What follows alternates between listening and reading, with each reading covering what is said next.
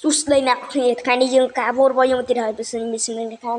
សូមអធិស្ឋានដល់ខ្ញុំផងព្រោះខ្ញុំនៅកន្លែងដែលបើកដង្ហើមនឹងឯងមានអីទេយើងកាលថ្ងៃនេះយើងមកបូតតអ្នកគ្នានៅក្នុងរឿង One Piece តែយើងបូតខ្ញុំសូមបូតចាប់ពីលេខ5ដល់លេខ1ដល់អ្នកគ្នាហើយមិនចូលដល់សាច់រឿងរបស់យើងអ្នកគ្នាកុំភ្លេចជួយ like subscribe ជូនខ្ញុំអ្នកមើលខ្ញុំនឹងឡើងចិត្តធ្វើវីដេអូជាបន្តទៀតសម្រាប់លេខ5នោះគឺទទួលបានទៅលើ Shang ម្ល៉េះដែលខ្ញុំឲ្យ Shang លេខ5ដោយសារព្រោះខ្ញុំមើលទៅកាន់កម្លាំងរបស់ Shang ជាមួយនឹង Haki របស់គាត់សម្រាប់កម្លាំង Shang គឺគាត់អត់ត្រូវខ្លាំងណាស់ទេតែគឺគាត់មកខ្លាំងហ្មងខ្លាំងព្រោះ Haki គាត់គឺសម្បើមនៅបាក់ជើងខ្ញុំលើកគាត់មកនៅលេខ5ព្រោះ Haki គាត់គឺសម្បើមខ្ញុំលើកមកលេខ5របស់ Haki គាត់សម្បើមខ្ញុំដែលលើកមកលេខ5តាំងពីកា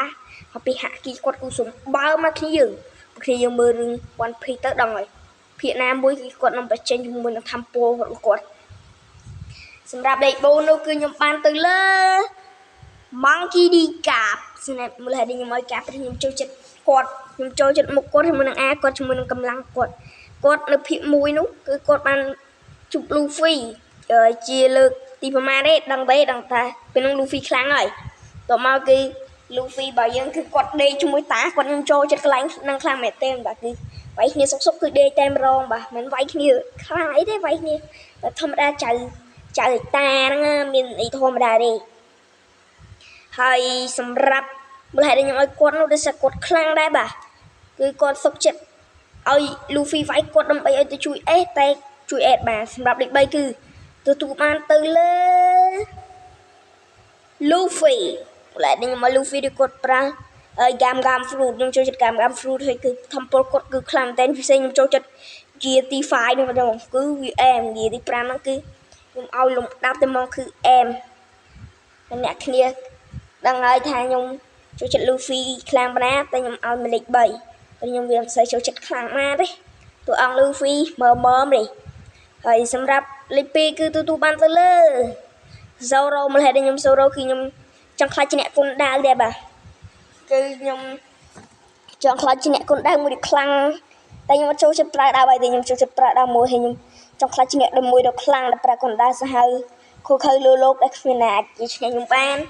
មូលហេតុនោះដោយសារកម្លាំងរបស់ Zoro ជួយឲ្យខ្ញុំចូលចិត្ត Six Page របស់ Zoro ហ្នឹងតែម្ដងគឺវាធំសាតែម្ដង Six Page បាទហើយសម្រាប់តួអង្គទី1នោះគឺទទួលបាន Kizaru គឺគាត់ជា Emerald បាទ Emerald Kizaru មូលហេតុនេះខ្ញុំចូលចិត្តMarine ដោយសារ Tempo Light របស់គាត់បាទគឺពន្លឺនឹងឯងគឺពិតជាមានភាពលយឆាយខ្លាំងមែនតើបាទខ្ញុំចូលចិត្តបែបនេះបាទទើបខ្ញុំសម្រេចចិត្តឲ្យគាត់មកនៅលេខ1 Kizaru បើសិនជា Kizaru ហើយនឹង Zoro បើសិនជា Zoro ទទួលបាន Tempo ពី Kizaru ខ្ញុំយក Zoro លេខ1តែម្ដងទេព្រោះម៉េចបើ Zoro គឺគ្មាន Tempo របស់ Kizaru ទេគឺខ្ញុំចូលចិត្ត Kizaru ទាស់មួយគាត់រៀងចាស់ចាំទៅរៀងចាប់ពេកហ្នឹងបើគាត់ក្មេងខ្ញុំចូលចិត្តខ្លាំងហ្មងទោះគាត់មិនមែនជា pirate គាត់ជា marine ក៏ដោយក៏ខ្ញុំចូលចិត្តហើយសម្រាប់ការបូតតួអង្គរបស់យើងគឺបានមកដល់ទីបញ្ចប់ហើយអ្នកគ្នាភ្លេចជួយ like subscribe ជួយខ្ញុំម្នាក់មួយផងខ្ញុំមានកំណត់ចិត្តធ្វើវីដេអូជាបន្តទៀតហើយជួបខ្ញុំនៅវីដេអូក្រោយជួបខ្ញុំ goodbye